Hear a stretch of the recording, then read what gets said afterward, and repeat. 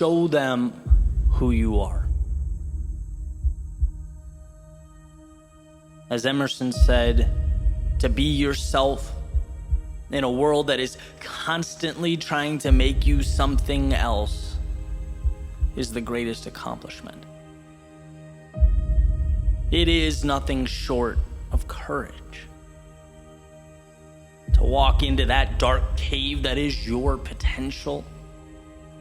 To become a pioneer of uncharted worlds in search of who you might become. It is courage to leave what will be accepted for an idea that will certainly be misunderstood. At least initially. It means you're playing by new rules using new metrics. Not the rubric that's already been handed out. No, anything but that. And that is the fundamental difference between those who create and those who react. Those who fight to discover who they are, and those who hide behind the mask of acceptance. It's courage. See, anyone can criticize. Anyone can condemn or tear down. But who's willing to run the gauntlet? Who's willing to subject themselves to that hell? Who wants something better so bad that they'd trade comfort and the reassurance of now for a life to ultimately be proud of? To be excited when the sun comes through the window, when they jump out of bed in the morning. There are most definitely complexities in life, and we do our best to understand them, to navigate through them.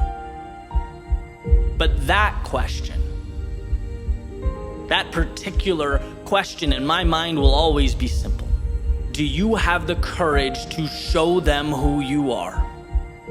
To make that decision. Not reflect back their wishes and their reality like a mirror, but create your own. Harness it. Carry it up the mountain like a torch through the night. See, what I've come to understand is that knowing simply is not enough. Understanding is not enough. Replicating is not enough. What these things lack is you. And if I had to best represent this understanding, it would be like this, right? If you take a musician, a technically sound musician, she can play. A student of music, well, he can understand and recite. An expert in the craft, well, she can teach. But it's only someone who injects their authentic self into these abilities that can touch the hearts of people around them, change their lives, fill minds with wonder and awe. Because when you take a step back and really see what's going on, the songs that are sung, well, they're not sung because they are the most technical or most advanced, because they followed the rules. No, we sing them because they meant something when we heard them. Their authors had the courage to move a step beyond understanding and into the vulnerability that is self-discovery, that is creation. It is a microcosm of life. And in a world where comfort is not only pushed upon us, but it's the essence of what makes us human, saying no, well, it feels like running uphill. When you blend in, you can't be questioned. When you blend in, you rarely lose. When you blend in, there is no risk. But when you blend in, there is no you. And I'm not suggesting you missed the mark or you lost the battle. I'm suggesting that every once in a while, we need to be reminded that the journey has not even begun. That down the road, you'll see those people around you. They weren't so much concerned about you as they were themselves. that everyone is scared, everyone is unsure, no one knows or has the answer. But man, to see that, to feel that and move forward anyway, to know that you're worthy of a tomorrow greater than today, that is a courage rarely understood. And Emerson gives us, with that message, everything we need. The wisdom to know there's more, and most importantly, the courage to show yourself and the world who you are.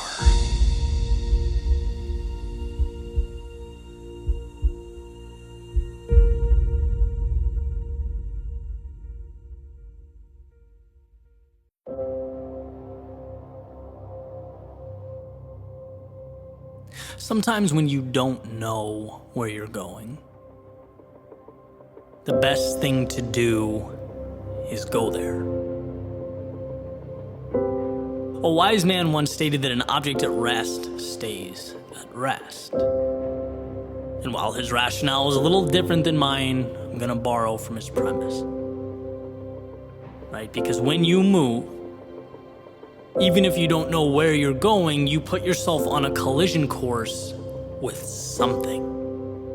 You put into existence an entity to react to. Some call it destiny. Others call it fate. I call it simply initiative. Because if your journey is hypothetical, you have nothing to celebrate nor correct. A sailboat can adjust its sails once it leaves the harbor, right? It can learn from and manipulate its surroundings, make sure it arrives at a destination, right? It learns and adapts along the way. But from the harbor, it speculates.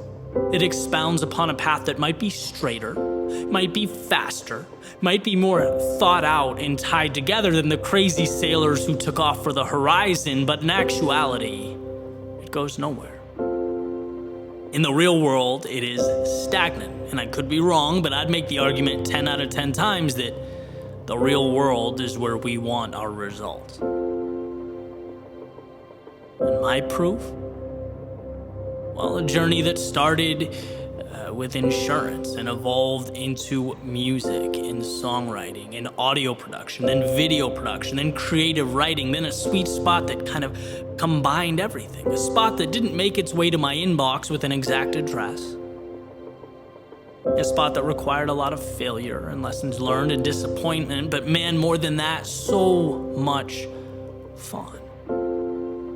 Right, my proof is sitting down right now in real time, letting my fingers create a bridge from nothing to something of value. By the way, after sitting here staring at a blank screen for hours, it's just starting. Could I be wrong? Could I screw up? Could I wildly miss the mark? Yes. In fact, it happens more than I'd like to admit. But here's the beauty, even if I am wrong, I now have something to work with. Something has been brought into existence. And well, that means I'm officially further along than I once was. And I've heard over and over again that there is no perfect moment, that you have to just go.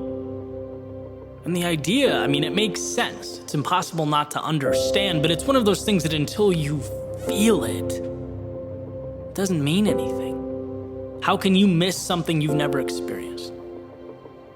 Well, to put it in a way that helped me understand, you aren't going because, what do you have to lose? You're going because everything is to be gained. The answers that you pick up along the way, like the little coins you pick up in Super Mario, right? You have to start collecting pieces of a puzzle that you can then arrange. I truly believe that one of the most important ideas we need to hold on to moving forward is personal agency, self-belief. And I say that because I feel like I'm watching it slip. There are cases where we literally don't know or understand that it's within our own ability and control to change our lives. No person, or group or letter in the mail is going to come along and green light your idea. In fact, you might not even really know what your idea means or how it will look. And that's not only okay, it's amazing. It's the marble that you get to chisel away at to create something. See, life is not the perfect execution of a plan. Life is the courage to make your way into a world that no one really understands or knows anything about. And I'm not talking physics or biology or quantum mechanics. I'm talking about the real life that is emergent from those areas of study, right? There is no perfect formula for happiness. But it will always be true that immobility or standing still is antithetical to progress. And there is plenty of data that supports the idea progress equals happiness. We want to move towards something. So that's what this is about, right? Here's to not being scared of what we don't know. Because somewhere in the realm of what we don't know exists what we need most. So yeah, stop waiting for the perfect moment. And yes, begin. But not because it's an ultimatum. Do it because the things that make life fun and intriguing and exciting and ultimately worthwhile, they live on the other side of your front door.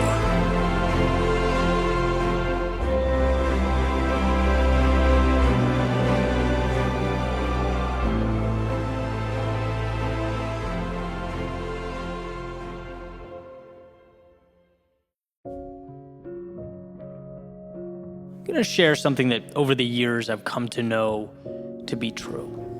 And that's that generally the answers that we look for tend to fall between the extremes.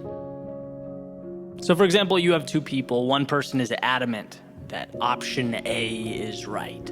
It's a no-brainer. That'll take you to the promised land. Then on the other side, the other person's saying, no, it's option B, and it's not even close. Option B is the way to go. And well, generally speaking, the answer we're looking for falls somewhere right in the middle. That's where the winning formula lives. Not always, but most of the time.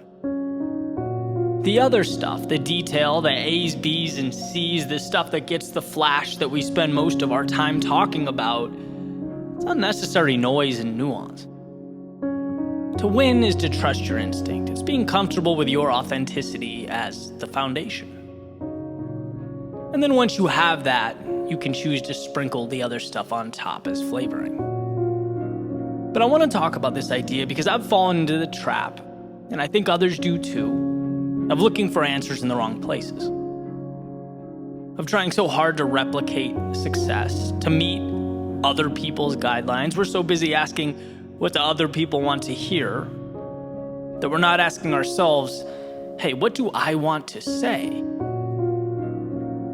And in the process, we lose what's most valuable. We end up rearranging the deck chairs on the Titanic. Imagine if Malcolm Gladwell only wrote about what was trending on Twitter or what was popular. It's like, no, he writes about what he's interested in. That's why he's so fun to read. His curiosity and passion always comes through.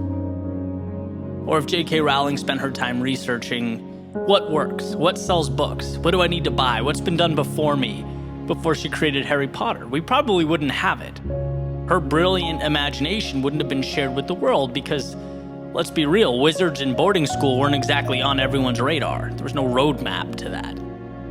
Or I think of Jordan Peterson's lectures. Imagine if he crafted his message around YouTube or Instagram algorithms. It would lose all its power and meaning. He's authentic, he's raw, he's real, that's why we watch him. But the reality is, every day, we're told in tailor-made, strategically located advertisements that, hey, John Smith achieved success, happiness, and fame with this product or this service, and without that, you can't get what you want. Or we turn on our phones, we go on social media, and it's hearts and likes and double taps, and we're not saying what we want to say. Right? We're reverse engineering how to get that validation. For those with brands or those in the marketing space, I mean, it's always about trying to understand this mysterious algorithm where your posts will be buried. What we're being asked to do overall every day is manipulate ourselves to meet the demands of the platform or of the external criteria. And I'm not saying it's morally wrong. There's no atrocity being committed. Part of life is adapting. But what I am suggesting is there's a danger that we're not aware of. Amidst all this chaos and confusion and manipulation, we tend to lose ourselves. And when we lose ourselves, it doesn't happen all at once. It's gradual. It happens little by little, one concession at a time. We don't snap our fingers and disappear. We slowly slip away, not by what we do, by what we don't do in order to fit in. You know how everything in our solar system orbits around the sun? Well, what if you thought of that sun as who you are, right? When you're with your friends or family, when you're writing, saying, thinking what matters to you. Without social media, without brands and marketing and societal pressure, just simply who you are. That should always be the nucleus of your world, your North Star. That should be the measuring stick to whether you're on the right track, not the externalities that ask you to change your key so that it fits their lock.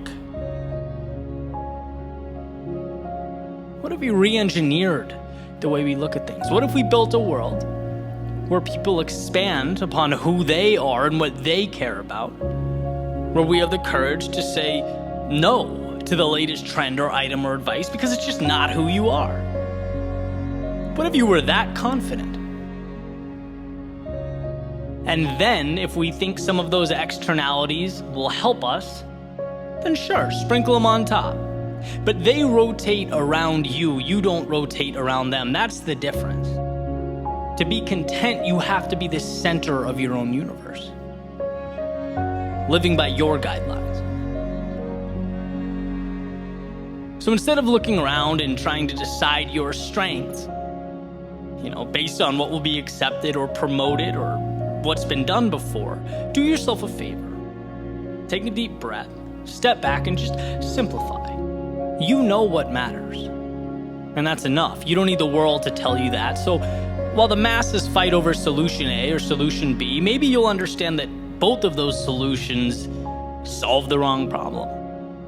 And while the masses argue, which car goes 0 to 60 the fastest, scream about the features, debate which brand is the most reputable, hey, you'll at least know why you're driving, which is more than most of the world can say. You'll know where your car is headed before you upgrade to that sunroof and those top-of-the-line speakers.